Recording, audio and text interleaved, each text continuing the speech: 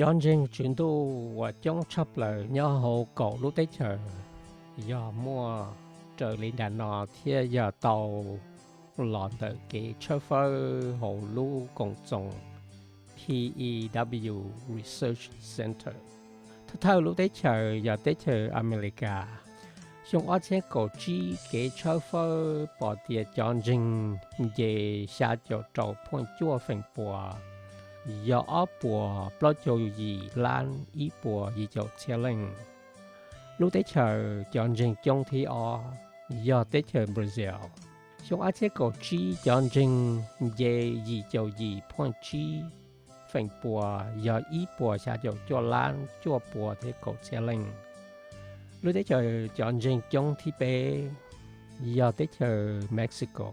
Trong ở trên cổ chi John Jing về cho bao point trâu phèn bùa giờ ý bùa cổ bé lan trâu bùa nên cổ xe lên.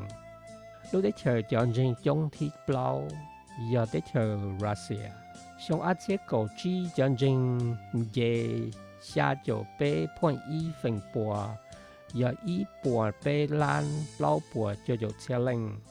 Lúc đấy chờ John Jing trong thì chi giờ tới chờ Philippines. Trong ở trên cổ chi John Jing về cho ở point chi phèn bùa giờ cho bao lan bé bùa xe lên. Lúc đấy chờ John Jing trong thì trâu giờ tới chờ Nigeria. Trong ở trên cổ chi John Jing về bao châu gì point ý phèn bùa giờ gì cho bao lan trâu bùa chỉ cho xe lên. Lúc đấy chờ John Jing trong thì xa giờ tới chờ Congo. Trong ở trên cổ chi John Jing về cho chi point chua phèn bùa giờ xa cho bé lan cho bùa xe lên. Lúc đấy chờ John Jing trong thì gì giờ tới chờ China là chỉ tới chờ số. Trong ở trên cổ chi John Jing về chi point ở phèn bùa giờ xa cho lan gì bùa cho xe lên.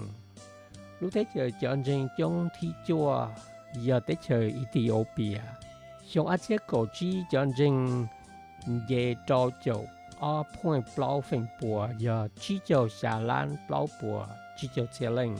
Thì lúc đấy chờ thì cổ giờ lúc đấy chờ Germany.